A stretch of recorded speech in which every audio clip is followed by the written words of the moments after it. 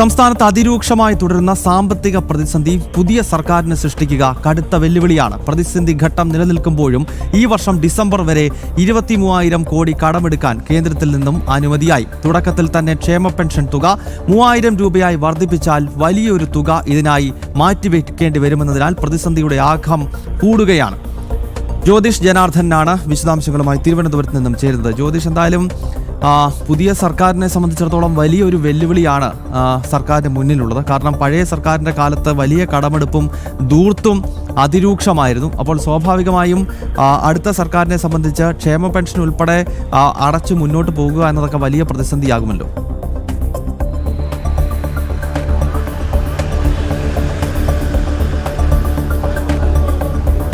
ഗൗതം, തീർച്ചയായിട്ടും വലിയ സാമ്പത്തിക പ്രതിസന്ധി ഉണ്ടാകുന്ന ഒരു കാര്യമാണ്.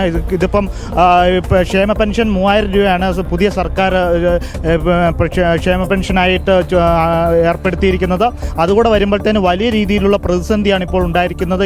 ഈ വർഷത്തേന് ഏതാണ്ട് 23,000 കോടി രൂപയാണ് നിലവിൽ അനുവദിച്ചിരിക്കുന്നത്.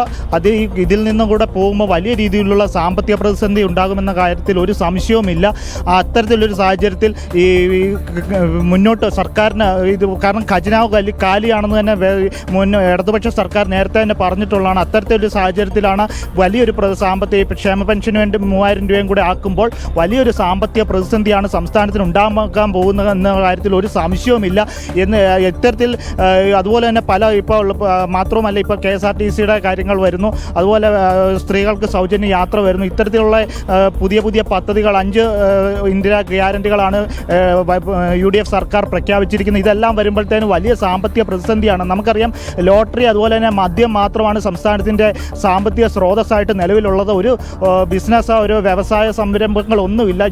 യുവാക്കൾക്ക് തൊഴിൽ നൽകുന്ന ഒരു സംരംഭവും കേരളത്തിൽ ഇല്ലാത്തൊരു സാഹചര്യമാണ്. അത്തരത്തിൽ ഒരു സാഹചര്യത്തിലാണ് വീണ്ടും പ്രതിസന്ധി ഉണ്ടാകുന്ന ഒരു കാര്യങ്ങൾ വരുന്നത്. വലിയ രീതിയിലുള്ള സാമ്പത്തിക പ്രതിസന്ധി ഇതിലൂടെ ഉണ്ടാകുമെന്നുള്ള കാര്യത്തിൽ ഒരു സംശയവുമില്ല. 3,000 രൂപയാണ് ഇപ്പോൾ 1,600 രൂപ ഉള്ളത്. 3,000 രൂപയാക്കും എന്നാണ് UDF സർക്കാർ ഇപ്പോൾ അവകാശപ്പെടുന്നത്. അതുകൂടെ ഇപ്പോൾ UDF സർക്കാർ ഭരണത്തിൽ വരുമ്പോൾ ഇത്രയും രൂപ കൂടെ വരുമ്പോൾ സംസ്ഥാനം വലിയ സാമ്പത്തിക പ്രതിസന്ധി നേടുമെന്ന ഉള്ള കാര്യത്തിൽ ഒരു സംശയമില്ല. എന്താണേലും കേരളം ഇനി സംസ്ഥാനം നേരിടാൻ പോകുന്ന വലിയ പ്രതിസന്ധിയുടെ കാലഘട്ടമാണ്. പ്രത്യേകിച്ച് കേരളത്തിനൊരു സാമ്പത്തിക വ്യവസായമില്ല, സാമ്പത്തിക സ്രോതസ്സ് ഒന്നും ഇല്ലാത്തൊരു സാഹചര്യത്തിൽ വലിയ പ്രതിസന്ധിയാകും ഗൗതം. ഓക്കെ.